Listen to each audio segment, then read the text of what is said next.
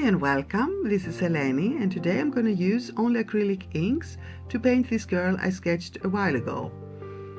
I'm going to use two small jelly plates to create an easy and loose background, but if you don't have any jelly plates, a simple plastic sheet will do as well.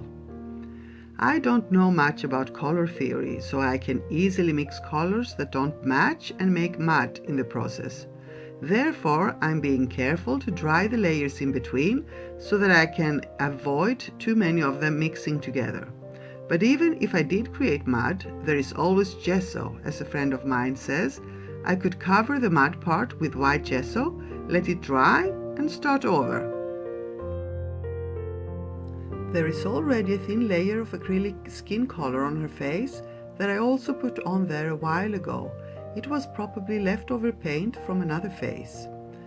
So later on I'm going to use the inks with water to continue with my process. In the description box below you can find the link to the free printable sketch of this girl. You can download it and print it and come and play along. Hope you enjoy it.